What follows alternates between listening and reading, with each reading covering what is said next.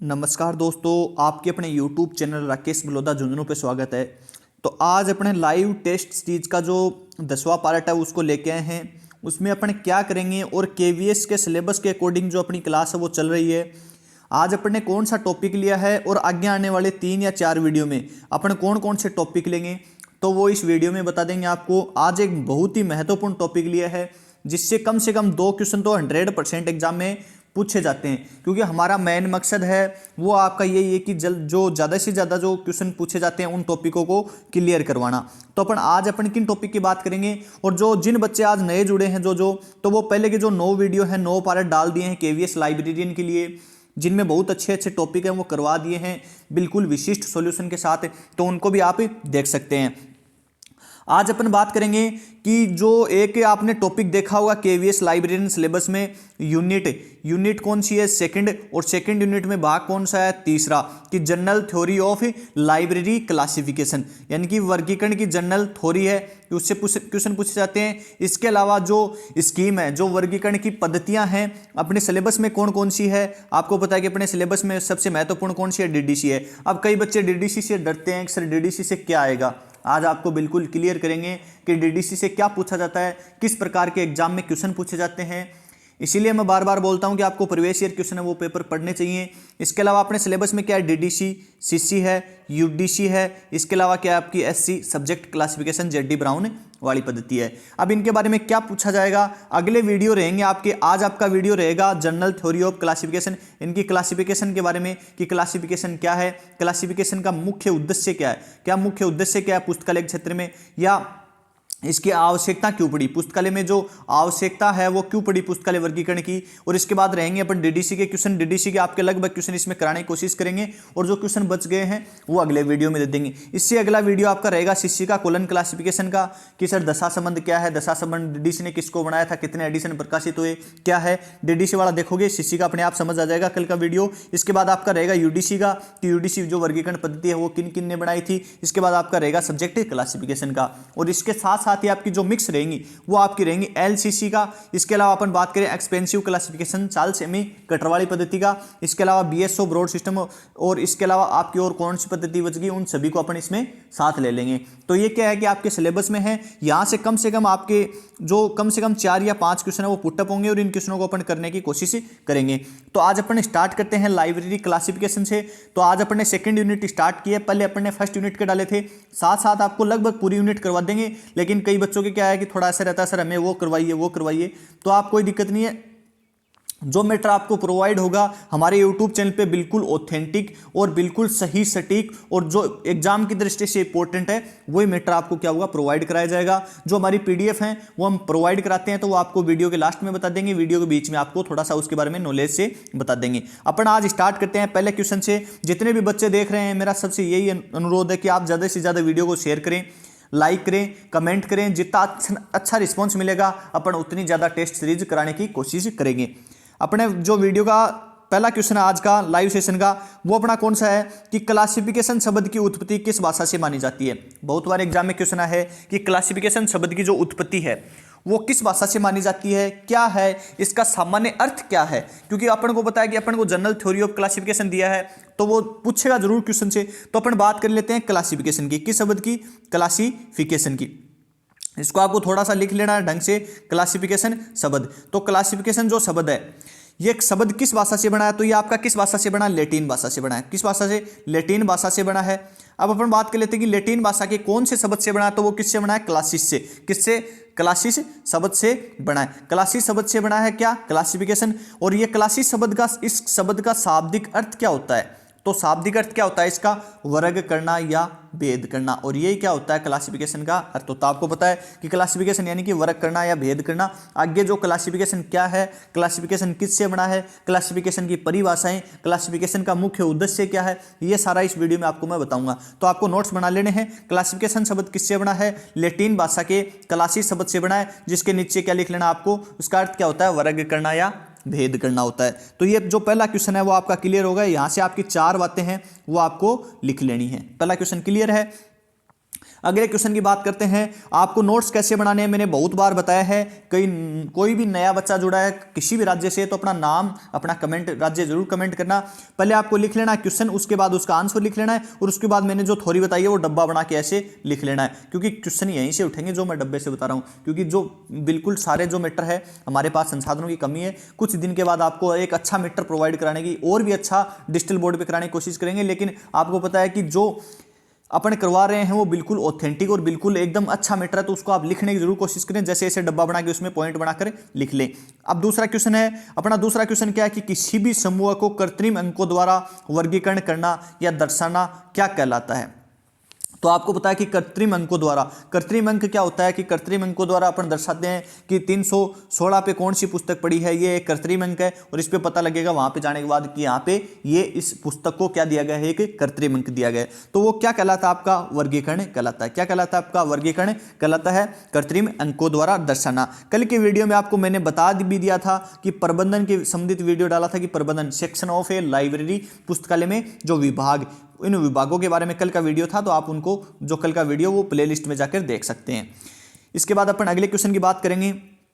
अगला क्वेश्चन क्या है अपना, अगला क्वेश्चन है कि सर्वप्रथम पुस्तकालय वर्गीकरण की जो विधि है वो किसके द्वारा बनाएगी, या सर्वप्रथम पुस्तकालय वर्गीकरण की जो विधि है और जो सबसे क्या है कि लोकप्रिय वर्गीकरण पद्धति है, लोकप्रिय क्या है, लोकप्रिय वर्गीकरण पद्धति है, वो किसके द्वारा बनाएगी, कब बनाएगी और किस क्षेत्र में बनाएगी और उसका प्रयोग वर्तमान में कौन सा संस्करण हो रहा है। क्योंकि कई बार एग्जाम में पूछ लेते हैं कि जो डीडीसी है उसका वर्तमान में पुस्तकालय में वर्गीकरण के लिए किस संस्करण का प्रयोग किया जाता है, तो वो किस संस्करण का प्रयोग किया जाता है, लगभग 19वें एडिशन का प्रयोग किया जाता है। अब अपन बात कर लेते हैं कि आपको पता लग ही गया होगा कि किसने बनाई थी जो विधि है या वर्गीकरण की पद्धति है, वो किसने बनाई थी, मेलविन डेवी ने। यहाँ पे क्या कर लेना आपको, डेवी ने क्या कर लेना है, डेवी कर लेना है, डेवी यानी कि मेलविन डेवी साहब थे, उन्होंने क्या बनाई थी, सबसे पहले डीडीसी बनाई थी वर्गीकरण पद्धति, जो क्या है कि सबसे लोकप्रिय वर्गीकरण पद्धति है।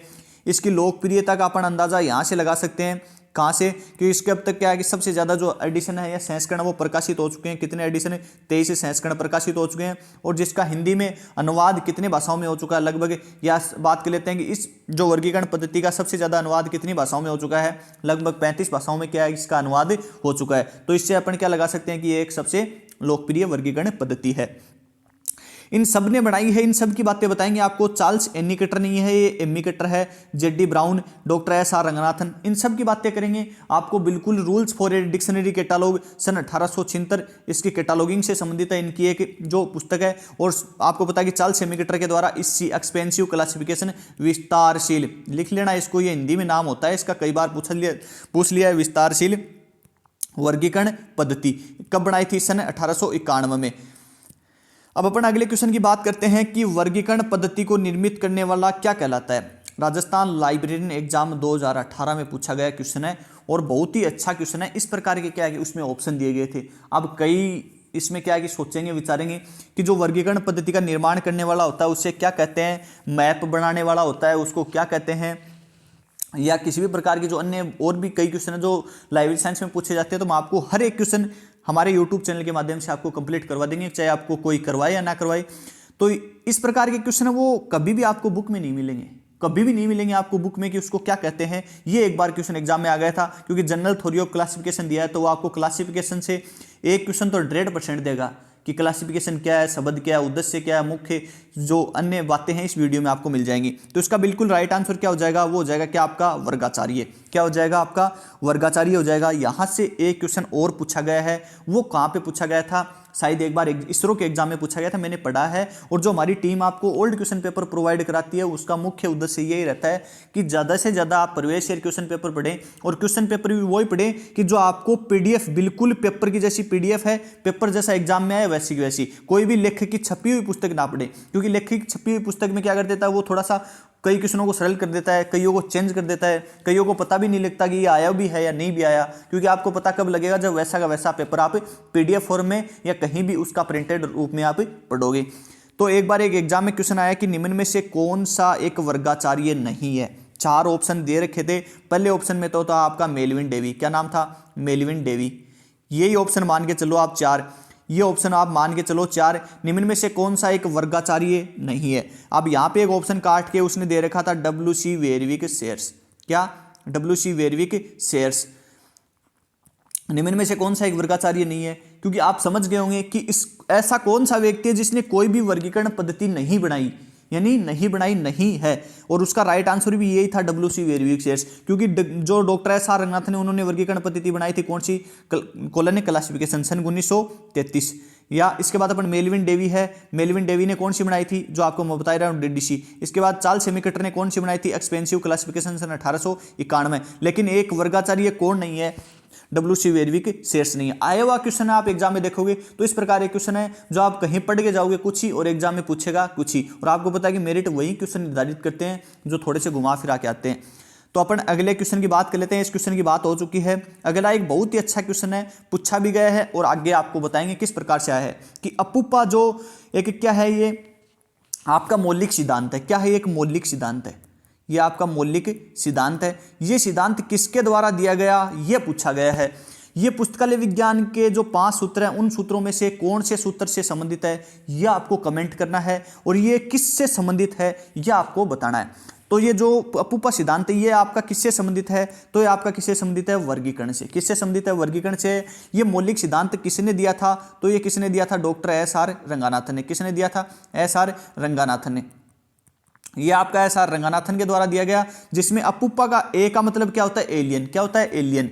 यानी कि इसका, और पी का क्या होता है? पेम्ब्रल। और अम्ब्रल क्या होता है? यू का होता है। और बाद में यही क्या है कि दोबारा सीरीज आपकी चालू हो जाती है। तो इस प्रकार से ये जो सिद्धांत है उसमें कुल 3 चरणों में दिया गया था इसको।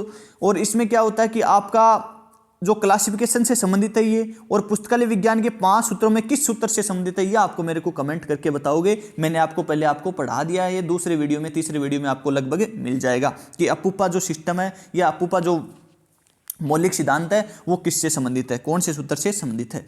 अपन अगले क्वेश्चन की बात कर लें। ये क्वेश्चन आया हुआ है, इसको भी थोड़ा ध्यान रखना, अपूपा वाला। अगला अपन पुस्तकालय वर्गीकरण की परिभाषाओं की बात करेंगे। और एक परिभाषा हर एग्जाम में पूछी जाती है, एक परिभाषा प्लस एक कथन। कथन का बात समझ गए होंगे आप कि सर कथन क्या, कि कथन हमेशा पूछा जाता है कि कौन सा कथन किस व्यक्ति के द्वारा दिया गया है, या कौन सी परिभाषा किस व्यक्ति के द्वारा दी गई है। परिभाषा मैन पूछी जाती है, जैसे पुस्तकालय की परिभाषा पूछ ले कि पुस्तकालय क्या होता है। इसके बाद अपन बात कर ले तो अपन पूछ लेगी पुस्तकालय वर्गीकरण की, पुस्तकालय सूचीकरण की। मैनेजमेंट में है 2-3 परिभाषा जो F.W. टेलर फ्यूल के द्वारा दी गई है। या अपन बुझले संदर्भ सेवा में भी पुस्तकालय की एक अंकन में 3-4 परिभाषाएं हैं कि जो शॉर्ट एंड स्विंग अंकन एक संक्षिप्त पद है, इसी रिचर्डसन के द्वारा दी गई। तो यह क्या है कि 7-8 इस पुस्तकालय विज्ञान के क्षेत्र में महत्वपूर्ण जो टॉपिकों पे परिभाषाएं हैं, उन परिभाषाओं में से 2 परिभाषा हर एग्जाम में पूछता है, और 2-3 क्या पूछता है? कथन पूछता है। 2-3 कथन। तो ये कथन भी से क्या है कि 2 परिभाषा आने की संभावना रहती है और 1 या 2 आपका कथन आने की संभावना रहती है। तो कथन पे और परिभाषाओं पे अपन वीडियो साथ साथ बढ़ाते रहेंगे। तो अपना ये इसमें क्या दिया गया है कि पुस्तकों का वर्गीकरण संरचनात्मक वर्गीकरण है। ये किसके द्वारा दी गई परिभाषा है? ये आपकी एक वर्गीकरण की परिभाषा है। और ये किसके द्वारा दी गई है? आज वर्गीकरण की पूरी परिभाषा इस वीडियो में है। तो ये किसके द्वारा दी गई है? H.C. ब्लिस के द्वारा दी गई है। H.C. ब्लिस ने क्या कहा कि पुस्तकों का जो वर्गीकरण है वो एक क्या होता है? संरचनात्मक वर्गीकरण आपका होता है। आगे वाली परिभाषाओं की अपन बात करते हैं। आगे वाली परिभाषा क्या है कि पुस्तकों की विशिष्ट संख्या या विशिष्ट विषय के नाम को अधिमान्य कृत्रिम भाषा में अनुवाद करना वर्गीकरण कहलाता है। यह परिभाषा किसके द्वारा दी गई? यदि आपको पूरी याद ना हो तो यहां से इसको काट देना, यहां तक काट देना, और यहां से आगे इसको काट देना। यह नाम ध्यान रख लेना, अधिमान्य कृत्रिम भाषा। तो यहाँ से आप इसको क्या है कि समझ जाओगे कि ये किसके बारे में बोल रहा है। और ये आपको पता है कि ये लगभग इंपॉर्टेंट परिभाषा है, एग्जाम में कई बार पूछी गई है। तो ये किसके द्वारा दी गई है? ये आपकी दी गई है किसके द्वारा? 4 ऑप्शन दिए गए हैं, पढ़ो पहले तो सबसे। Doctor SR. Ranganathan, Melvin Dewey, Charles Ammi Cutter और जेडी ब्राउन। तो ये दी गई आपकी किसके? Doctor SR. रंगनाथन के द्वारा जो आपकी ये परिभाषा है ये आपकी दी गई। और परिभाषा हमेशा पूछते हैं एग्जाम में, मैं बार बार बोल रहा हूँ आपको। इसके बाद अपन अगले क्वेश्चन की बात करेंगे, इन सब की परिभाषाएं बताएंगे आपको। अगला है कि पुस्तकों की उनकी फलकों के आधार पर व्यवस्थित करना तथा पाठकों के लिए उपयोगी बनाने का विवरण वर्गीकरण कहलाता है। वर्गीकरण यहाँ पे देख लेना, चलाता नहीं है, कहलाता है। क्या कहलाता है? तो इसकी परिभाषा किसके द्वारा दी गई है कि पुस्तकों को उनकी फलकों के आधार पर क्या करना? व्यवस्थित करना। उसके बाद व्यवस्थित करने के बाद उनको पाठकों के लिए उपयोगी बनाना। तो आपको पता है कि व्यवस्थित होगा तभी वर्गीकरण होगा। पाठकों के लिए उनको उपयोगी बनाना तो क्या कहलाता है? आपका वर्गीकरण। और ये वर्गीकरण की परिभाषा किसके द्वारा दी गई थी? W.C. वेरविक्सेट्स के द्वारा ये जो आपकी परिभाषा है ये आपकी दी गई थी। अब अपने अगले क्वेश्चन की बात कर लेते हैं। अगला अपना क्वेश्चन कौन सा है? आज क्वेश्चन बहुत ज़्यादा है, थोड़ा सा वीडियो है वो आपके लिए एक महत्वपूर्ण साबित होगा और बड़ा वीडियो है जिसके नोट्स आप साथ साथ बनाते रहना। अगला है कि एक वर्गीकृत पुस्तकालय पुस्तकों के अलग अलग समूह होता है, यह परिभाषा किसके द्वारा देगी? कि जो एक वर्गीकृत पुस्तकालय है वो पुस्तकों के अलग अलग समूह होता है, यह परिभाषा किसके द्वारा देगी? तो ये आपकी किसके द्वारा दी गई थी? ये दी गई थी जस्टिन बीबर के द्वारा। ये जस्टिन बीबर के द्वारा जो आपकी परिभाषा है ये दी गई थी कि एक वर्गीकृत पुस्तकालय पुस्तकों का अलग अलग समूह होता है। इस प्रकार से आपको इस परिभाषा को भी थोड़ा ध्यान रखना है। अगली परिभाषा क्या है कि वर्गीकरण के अभाव में कोई भी पुस्तकालय डेस्क व्यवस्थित पुस्तकालय की रचना नहीं कर सकता। यह कथन है। यह कथन किसका है कि कोई भी पुस्तकालय डेस्क व्यवस्थित पुस्तकों की जो व्यवस्थित वर्गीकरण के बिना क्या नहीं कर सकता? व्यवस्थित पुस्तकालय की रचना नहीं कर सकता। क्योंकि आपको पता है कि एक घर होता है उसमें भी सामान बिखरा बिखरा रहता है तो अपन को कैसे लगता है? तो आपको पता है कि पुस्तकालय में यदि पुस्तकों की सजावट ही नहीं होगी, उनका वर्गीकरण ही नहीं होगा, तो आपको पता है कि वो पुस्तकालय डेस्क कैसे उसमें सफल होगा। तो यह कथन है वो किसके द्वारा दिया गया था? एक बहुत ही अच्छा कथन है, कई बार एग्जाम में पूछ भी लेते हैं और इस कथन के द्वारा आपको पता लगना चाहिए कि क्या बोलना चाह रहा है या ये कथन है वो किसके द्वारा दिया गया है। तो इसमें 4 ऑप्शन दिए गए हैं आपके, doctor S.R. Ranganathan, Melvin Dewey, W.C. Berwick Sayers और Z.D. ब्राउन। तो ये जो किसके द्वारा दिया गया है? तो ये आपका दिया गया किसके द्वारा? W.C. वेरविक सेट्स के द्वारा ये कथन आपका दिया गया है। अगला अपन क्वेश्चन की बात करते हैं। तो अगला है कि अवशेष की विधि का संबंध किससे है? इंपॉर्टेंट क्वेश्चन है, 1-2 बार एग्जाम में पहले पूछा गया है कि अवशेष की विधि का संबंध, अवशेष की जो विधि है उसका संबंध किससे है? तो आपका किससे हो जाएगा? वो वर्गीकरण क्या हो जाएगा। अब एक वर्गीकरण की परिभाषा आप और लिख लेना, क्योंकि जो परिभाषा है वो और लिख लेना। एक परिभाषा दी गई थी मार्गेट मान के द्वारा और ये कई बार पूछी जाती है। मार्गेट मान के द्वारा मार्गेट मान ने क्या कहा था कि वस्तुओं को उनकी समानता व असमानता के आधार पर व्यवस्थित करना, अलग अलग स्थान पर क्या करना? व्यवस्थित करना ही क्या है? वर्गीकरण कहलाता है। वस्तुओं को उनकी समानता या असमानता के आधार पर अलग अलग व्यवस्थित करना ही क्या कहलाता है? वर्गीकरण कहलाता है। मार्गेट मान के द्वारा दी गई परिभाषा है, तो इसको थोड़ा सा आप लिख लेना। अगले अपन क्वेश्चन की बात करेंगे, डीडीसी से शुरुआत करेंगे। डीडीसी के जितने भी क्वेश्चन है वो किस प्रकार से आते हैं, कैसे आते हैं, इस प्रकार से अपन बात करेंगे। आपको पता है कि जो मैंने आपको पहले बताया है वो पहले जितना भी मैटर था उसमें आपको पता है कि उसका महत्वपूर्ण उद्देश्य माना गया है, क्योंकि आपको पता है कि जो उद्देश्य हैं डीडीसी के वर्गीकरण का कार्य क्या होता है, ये अपन बात कर लेंगे किसमें? अंकन वाले टॉपिक में। तो अपन बात कर लेते हैं कि डीडीसी का पूरा नाम क्या है। कई बार बच्चे भूल जाएंगे, ऐसी बात नहीं है कि याद रहता है, आपको याद रहता है, लेकिन कई बार एग्जाम में सामने ऐसा आ जाए ना कि डीडीसी का पूरा नाम क्या है, तो वहां पे क्या हो जाती है कि बच्चों की गड़बड़ हो जाती है कि डीडीसी का पूरा नाम तो अपन ने कहीं पढ़ा ही नहीं। तो डीडीसी का पूरा नाम क्या हो जाएगा आपका? डेवी डेसिमल क्लासिफिकेशन, क्योंकि एक बहुत ही महत्वपूर्ण पद्धति है, एक लोकप्रिय वर्गीकरण क्या है? आपकी लोकप्रिय वर्गीकरण पद्धति है, जिसको किसने बनाया था? मेलविन डेवी ने। किसने? मेलविन डेवी ने। कब बनाया था? सन 1876 में। यानी कि कब प्रकाशित किया? बनाए एक ही बात है, क्योंकि कई बार बोल देते हैं बच्चे मेरे को भी किस तरह ऐसे क्या हो रहा है। तो जो डीडीसी वर्गीकरण पद्धति थी इसका प्रथम जो संस्करण वो कब प्रकाशित हुआ? तो आपका हुआ था कब? सन 1876 में। अब इसके बारे में अपन कई बातें महत्वपूर्ण करेंगे जो कि बहुत ही महत्वपूर्ण है। अब अपन इसमें जो मेलविन डेवी का एक बार पूरा नाम पूछ लिया, तो मेलविन डेवी का पूरा नाम भी लिख लेना। क्या? Melvin Louis Kossuth Dewey. Melvin Louis Kossuth Dewey क्या है? मेलविन डेवी का पूरा नाम है। अब अपन अगले क्वेश्चन की बात करते हैं और अगले क्वेश्चन के साथ साथ ही इस डीडीसी वर्गीकरण पद्धति के जो महत्वपूर्ण क्वेश्चन है उनकी बात करेंगे। यहाँ पे क्वेश्चन दिया गया कि डीडीसी का जो सर्वप्रथम प्रकाशन है वो कब किया गया? तो डीडीसी का सर्वप्रथम प्रकाशन मैंने पहले ऊपर वीडियो में बताया कब किया गया? सन 1876 में। 1876 में जब इसका प्रकाशन कार्य किया गया उस समय आपको बताया कि मेलविन डेवी महोदय कहाँ पे थे? तो एम्सहर्स्ट शहर में इसका प्रकाशन किया गया था। लिख लेना इसको, एम्सहर्स्ट शहर में जो इसका प्रकाशन किया गया था किसका? डीडीसी के प्रथम संस्करण का। अब अपने डीडीसी का प्रथम संस्करण किस नाम से आया? प्रथम संस्करण में कुल कितने पेज थे वो अपन इसमें साथ साथ बातें करते रहेंगे और आपको इसमें बताते रहेंगे। अगला क्वेश्चन है कि डीडीसी के फर्स्ट एडिशन में कुल कितने पेज थे? फर्स्ट संस्करण में या फर्स्ट जो संस्करण आया था उसमें कुल कितने पेज थे? तो आपको एक बार बता देते हैं उसमें कुल कितने पेज थे। तो आपके कुल कितने थे? 44, कुल 44 पेज थे। और इस 44 पेज से अब की बार क्वेश्चन आने की फुल संभावना है कि ये 44 पेजों को किस प्रकार से वर्गीकरण किया गया था? 42 + 2 थे, कुल टोटल 44, यानी कि 42 तो क्या थे और 2 क्या थे? यानी कि 2 आपके जो महत्वपूर्ण जो पृष्ठ थे वो थे, लेकिन 42 पेजों में क्या लिखा गया था, तो 42 पेजों में 12 पेजों में और 18 पेजों में मेरी तरह इसको क्या रखना, आपको याद रखना है। 12 पेजों में क्या थी, आपकी भूमिका लिखी गई थी। क्या लिखी गई थी, भूमिका लिखी गई थी। और इसके बाद 12 पेजों में आपकी अनुसूची लिखी गई। क्या लिखी गई, अनुसूची लिखी गई। और 18 पेजों में आपकी क्या लिखी गई थी, अनुक्रमणिका। अनुक्रमणिका ध्यान रख लेना, इसको अनुक्रमणिका लिख लेना कि 12 पेजों में डीडीसी के प्रथम पेजों में 12 पेजों में भूमिका थी, 12 पेजों में अनुसूची लिखी गई और 18 पेजों में आपकी अनुक्रमणिका लिखी गई थी। अब बात कर लेते हैं अपन सेकंड एडिशन की। तो सबसे पहले तो सेकंड एडिशन की बात कर लेते हैं। तो सेकंड एडिशन डीडीसी का जो फ्रॉम डिवीजन है का प्रयोग संस्करण में कौन से संस्करण में किया गया, तो कौन से में किया गया था, दूसरे संस्करण में फ्रॉम डिवीजन का प्रयोग किया गया। दूसरा संस्करण वो डीडीसी का कब प्रकाशित हुआ था, तो वो आपका कब हुआ था, सन 1885 में। कब हुआ, सन 1885 में। सभी संस्करणों की एक बार बात कर लेते हैं, तो आप लिख लेना सभी को। तीसरा संस्करण आपका कब प्रकाशित हुआ, सन 1888 में। बाद में कब हुआ, 91 में, 94, 99, 11, 13, 15, 19, 22, 27, 32, 42, 51, 52, 1958। इसके बाद 17वां एडिशन है 1965, 1971। इसके बाद अपन बात कर लेते हैं कि अपन आगे 19 एडिशन में, इतने बता दिया आपको मैंने। 19वां एडिशन ध्यान रखना आपको, कौन सा हो जाएगा, 1989, सॉरी 79, यानी कि 1979। इसके बाद 1989 20वां एडिशन। 21वां एडिशन सन 1996 में हो जाएगा आपका, 1996। और इसके बाद 2003 और 2011, 2003 और 2011, यहाँ पे 23वां, यहाँ पे 22वां। तो अपन को ध्यान रखने वाले कौन से एडिशन है, वो ध्यान रखने हैं 19वां, 20वां, 21वां, 22वां और 23वां। इसके बाद पहला और दूसरा, बाकी छोड़ देना, याद नहीं हो तो कोई दिक्कत नहीं है। हमारे तो सीधा याद रहता है 76, 85, 88, 91, 94, 99, 11, 13, 15, 19, 22, 27।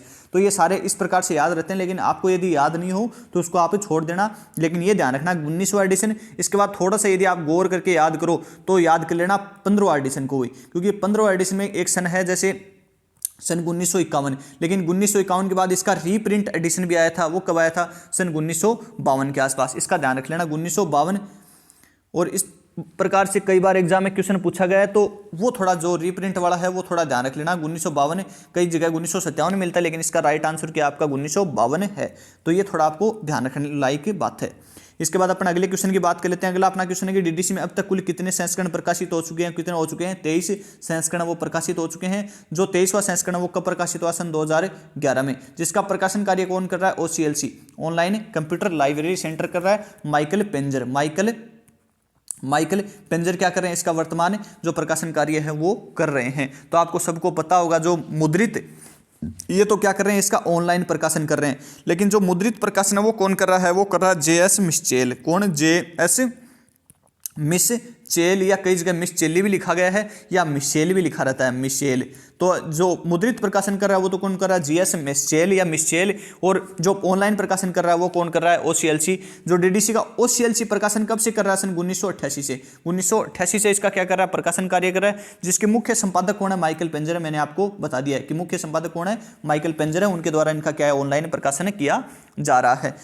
इसके बाद अपन अगले क्वेश्चन की बात करते हैं। ये क्वेश्चन आपका लाइब्रेरियन एग्जाम 2016 राजस्थान में पूछा गया क्वेश्चन है कि एक classification and subject index for cataloguing and arrange the book pamphlets, यहाँ पे पंपलेट्स है, क्या है, पंपलेट्स ऑफ ए लाइब्रेरी। इसके यहाँ पे क्या है कि ए लाइब्रेरी है, इसको भी थोड़ा ध्यान रख लेना, ये थोड़ा लिख लेना कि ये classification subject index for cataloguing and arrange the book and pamphlets of a library नाम से प्रकाशित संस्करण का नाम था। तो ये जो नाम है, ये पुस्तकालय जो डीडीसी है, इस डीडीसी में किस संस्करण का नाम था ये, क्योंकि आपको पता है कि ये नाम एक बार पूछा गया है। तो ये या तो आ सकता है ये नीचे लिखा हुआ, ये ऊपर आ सकता है, इस प्रकार से एडिशन दे सकता है। तो इसका बिल्कुल राइट आंसर कौन सा हो जाएगा, प्रथम संस्करण। प्रथम संस्करण का ये क्या था, एक नाम था, इस नाम से प्रथम संस्करण प्रकाशित हुआ था। और प्रथम संस्करण में लेखक का नाम नहीं था, वो क्या था, एक नाम लेखक था। इसको थोड़ा ध्यान रख लेना, नाम लेखक, क्या नाम लेखक हो जाएगा इसका राइट आंसर। इसके बाद अगले क्वेश्चन की अपन बात कर लेते हैं। अगला क्वेश्चन क्या है कि भारत में डीडीसी का प्रयोग सर्वप्रथम कब किया गया। बहुत ही मस्त क्वेश्चन है, पूछने की संभावना, आज तक पूछा तो नहीं गया लेकिन पूछ सकते हैं आगे, क्योंकि एग्जाम देने के लिए इस बार आप जा रहे हो। तो भारत में डीडीसी का सर्वप्रथम प्रयोग है वो कब किया गया, तो वो कब किया गया था, सन 1915 में। कहाँ पे किया गया, पंजाब में। कहाँ पे, पंजाब में। किसके द्वारा किया गया था, तो आसा जॉन डिकिंसन के द्वारा, आसा जॉन डिकिंसन। और प्लस आपको एक व्यक्ति और जो मैंने आपको बताया था पहले कि जिसको पायनियर की उपाधि दी गई थी। ये दोनों क्या थे आपके मेलविन डेवी के शिष्य थे, मेलविन डेवी के शिष्य थे और दोनों कहाँ से आए थे? अमेरिका से। कहाँ से आए थे? अमेरिका से आए थे। तो इनको ध्यान रखना कि जो पंजाब विश्वविद्यालय में सबसे पहले डीडीसी का प्रयोग किया गया था कब? सन 1915 में।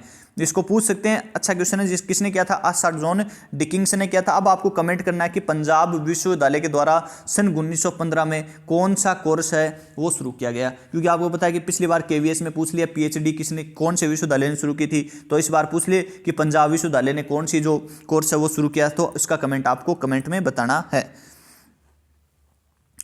अगले क्वेश्चन की अपन बात कर लेते हैं कि अगला क्वेश्चन है कि विश्व की सबसे ज्यादा लोकप्रिय और सरल पद्धति कौन सी है? तो मैंने आपको बता दिया है कौन सी है, डीडीसी। कौन सी है? डीडीसी क्या है? सबसे लोकप्रिय वर्गीकरण पद्धति है, डेवी डेसिमल क्लासिफिकेशन। इसके बाद अपन अगले क्वेश्चन की बात करते हैं।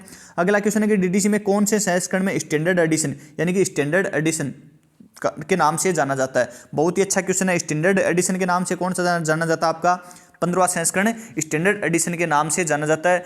तो आपको पता है कि जो 15वां एडिशन है इसमें जो महत्वपूर्ण बातें हैं वो अपन अगले वीडियो में लेंगे, क्योंकि वीडियो क्या हो जाएगा अपना बड़ा हो जाएगा।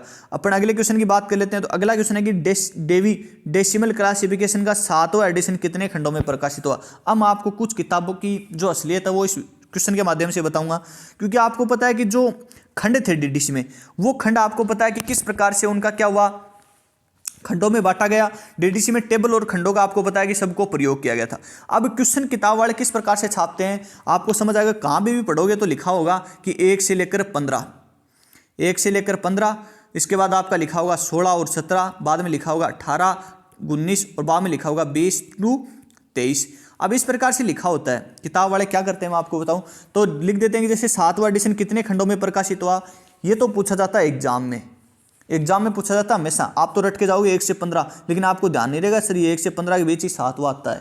आप तो पहला और 15 रट के वहाँ पे देखोगे सर 1 से 15 बताया था, एक खंड है लेकिन 7वां तो ये एक की इसके अंदर ही तो आता है 7वां। तो ये ध्यान रखना आपका कि 1 से 15 के बीच कोई भी एडिशन पूछ ले तो वो उसका कुल कितने खंडों में प्रकाशित हुआ, इनकी कुल कितने खंड थे, उसमें कुल कितने वॉल्यूम थे, तो उसमें कुल कितने वॉल्यूम थे 1।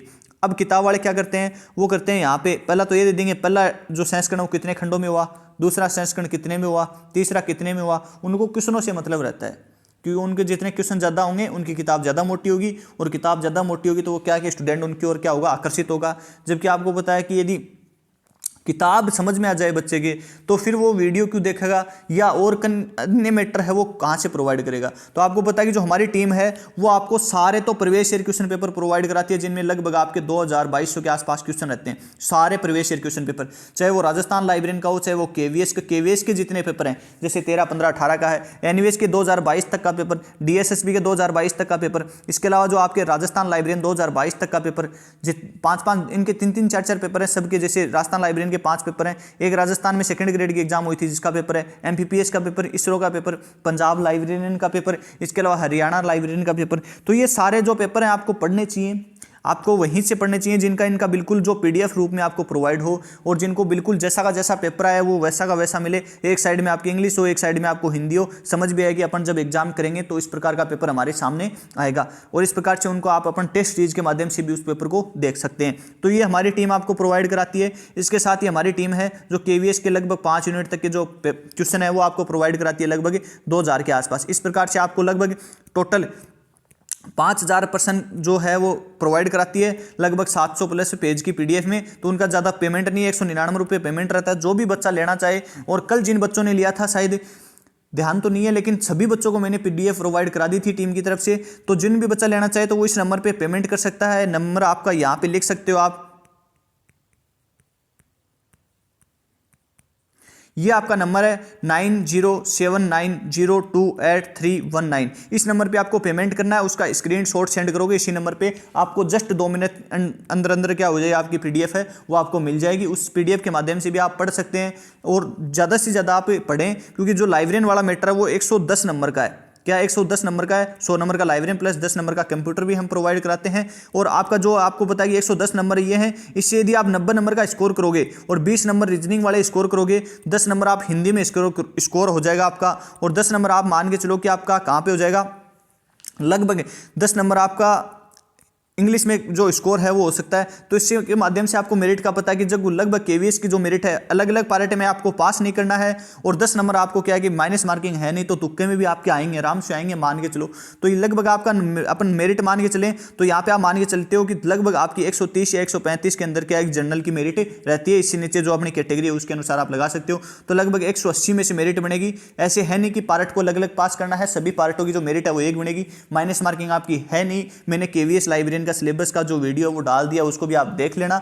पीडीएफ जो बच्चा लेना चाहे वो अपना जो स्क्रीनशॉट पेमेंट का स्क्रीनशॉट सेंड करते ही जिस नंबर से स्क्रीनशॉट सेंड करेगा, यदि बच्चा उसी नंबर पे लेना चाहता है तो आपको उसी नंबर पे पीडीएफ है वो आपको प्रोवाइड हो जाएगी। अपन अगले क्वेश्चन की अपन बात कर लेते हैं। अगला क्वेश्चन है कि डीडीसी का 11वां संस्करण कितने खंडों में। इस प्रकार से बता रहा था मैं कि जो किताब वाले क्या करते हैं इस प्रकार से इनको करते हैं। तो 11वां हो चाहे वो 12वां हो चाहे वो 8वां हो चाहे 7वां हो, क्या होगा कि कितने खंडों में प्रकाशित होगा। तो आपको पता है कि कुल कितने खंड होंगे, तो उसमें क्या हो जाएगा राइट आंसर 1। क्या हो जाएगा राइट आंसर 1 हो जाएगा। तो उसका 1 कर लेना। थोड़ा सा क्या है कि मिस प्रिंटिंग हुआ है क्वेश्चनों में। तो खंडों में क्या है इस प्रकार से क्वेश्चन आएंगे आपके। खंड ध्यान रखना है, मैंने आपको बता भी दिया, दोबारा एक बार दोबारा बता रहा हूं कि 1 से लेकर 15 तक कुल कितने खंड थे 1। इसके बाद अपन बात कर लेते हैं तो 16 और 17 में कुल कितने खंड थे तो 2। 18 और 19 में कुल कितने खंड थे तो वो 3। और बात कर लेते हैं 20 से लेकर 23 तक जो डीडीसी का प्रकाशन है वो कितने खंडों में हुआ, 4 खंडों में इसका प्रकाशन कार्य हुआ था। अब अगला क्वेश्चन है कि डेविड डेसिमल क्लासिफिकेशन का जो 20वां संस्करण है वो कुल कितने खंडों में प्रकाशित हुआ। तो वो कुल कितने खंड थे मैंने आपको अभी बताया, कुल कितना हो जाएगा राइट आंसर 4 खंडों में प्रकाशित हुआ था। अब बात कर लेते हैं कि डीडीसी में किस प्रकार के अंकन का प्रयोग किया गया। यह आया ना क्वेश्चन, अच्छा क्वेश्चन है। क्यों अंकन का आपको पता है कि अंकन सबके बारे में पूछेगा कि शुद्ध अंकन का प्रयोग या मिश्रित अंकन का प्रयोग या अंकन क्या होता है, अंकन का शाब्दिक अर्थ क्या होता है। इस प्रकार के जो वीडियो है वो तो मैं आपको बना दूंगा अंकन का एक वीडियो। लेकिन ध्यान रखना कि डीडीसी में किस प्रकार के अंकन का प्रयोग हुआ। तो डीडीसी में आपके शुद्ध अंकन का, इसको लिख लेना थोड़ा अच्छे से, ये क्या होता है शुद्ध अंकन का प्रयोग हुआ था। यहाँ पे थोड़ा सा अच्छा नहीं लिखा है। शुद्ध अंकन का प्रयोग किया गया था डीडीसी में। और शिष्य में किस प्रकार के अंकन का प्रयोग किया गया, मिश्रित अंकन का प्रयोग किया गया। अब आप कमेंट करके बताओगे कि यूडीसी में किस प्रकार के अंकन का प्रयोग किया गया है। अगला क्वेश्चन है कि डीडीसी में टेबल की शुरुआत किस संस्करण के साथ हुई थी। बहुत ही अच्छा क्वेश्चन है, कई बार एग्जाम में पूछ लेते हैं। कई बार ऐसे पूछते हैं कि 15वें एडिशन में कितनी टेबल थी, 21वें में कितनी टेबल थी, या डीडीसी में टेबल की शुरुआत किस संस्करण से मानी जाती है। तो डीडीसी में टेबल की शुरुआत है वो किस संस्करण से मानी जाती है। आपके जो 14वां एडिशन था उसमें क्या हुआ, डीडीसी में आपकी टेबल की शुरुआत हुई थी। 14 और 15 में आपकी टेबल कितनी थी, 14 और 15 में जो आपकी टेबल की संख्या थी वो आपकी कुल कितनी थी। आपको सभी को ध्यान रखना है क्योंकि कई बार एग्जाम में पूछते हैं 4 टेबल की टेबल थी उसमें। इसके बाद अपन बात कर लेते हैं कि 16 और 17 में टेबल की संख्या कितनी थी 5। इसके बाद अपन बात कर लेते हैं कि 18 से लेकर 21 तक टेबल की संख्या कितनी थी 7 थी। लेकिन बात याद रखने बात यहीं पे है कि 22 और 23 में टेबल की संख्या कितनी थी, तो आपकी कुल कितनी थी 6। कुल कितनी टेबल थी, उसमें कुल 6 टेबलों का प्रयोग किया गया था। तो इस प्रकार से डीडीसी में टेबल की शुरुआत एडिशन किससे हुई थी, 14वीं एडिशन से हुई थी। और 14 और 15 में कितनी थी 4, 16 और 17 में 5, 18 तो 21 में 7 और 22 और 23 में टेबल की संख्या आपकी 6 थी। इस प्रकार से इन टेबलों के अब अपन बाकी जो वीडियो में रह गया डीडीसी के बारे में कि डीडीसी का जो मुख्य वर्गों में विभाजन किया गया था 10 मुख्य वर्गों में, वो किस प्रकार से किया गया था। या अपन 00 से लेकर 009 तक जो सामान्य कीर्तियां आती हैं या जो अपन और अन्य बातें हैं सभी को अपन क्या करेंगे 00 से लेकर 999 तक अपन उन 10 जो मुख्य भागों में विभाजित किया गया था, जिसे क्या बोला गया था डेक्टोनोमी। क्या बोला गया था डेक्टोनोमी। उस डेक्टोनोमी के बारे में अपन अच्छे से पढ़ेंगे कि डेक्टोनोमी क्या होती है, या जो इस प्रकार से इनको क्या बोला गया था। या अपन डीडीसी के जो कई बार एक क्वेश्चन पूछा गया रेमीफिकेशन, मेरे याद आ जाता है यहाँ से 14 का नाम लेते ही रेमीफिकेशन। तो यहाँ में रेमीफिकेशन शब्द का जो प्रयोग है या रेमीफिकेशन का जो प्रयोग है वो कब किया गया था, तो आपका किया गया था 14वें एडिशन में। अब एक क्वेश्चन आपको बताना है कमेंट में कि डीडीसी में दशा संबंध का प्रयोग है वो किस संस्करण में किया गया। ऑप्शन देता हूँ 11 और 14, 2 ही देता हूँ आपको, 4 तो देने की जरूरत नहीं है। इन 2 में से आपको कमेंट करके बता देना है। अभी क्वेश्चन पूछा गया था राजस्थान लाइब्रेरियन एग्जाम में 2022 में। तो ये क्वेश्चन आपके डीडीसी में कभी भी आपके प्रैक्टिकल क्वेश्चन नहीं आते, बिल्कुल थ्योरेटिकल क्वेश्चन आते हैं जो हमारी टीम आपको प्रोवाइड करा देगी। और इस वीडियो के नीचे आपको एक डीडीसी का जो हमारा पहले वीडियो बनाया गया है उसका लिंक मिल जाएगा। उस वीडियो से भी आप देख के बहुत कुछ नोट्स हैं वो बना सकते हो। आगे जो वीडियो है आपके कंटिन्यू रहेंगे। कल आपको शिष्य का जो वीडियो मिल जाएगा, इसके बाद आपका डीडीसी का मिल जाएगा, यूडीसी का मिल जाएगा। आपको सभी वर्गीकरण पद्धतियों के जो वीडियो हैं हमारे यूट्यूब चैनल पर मिल जाएंगे। जय हिंद जय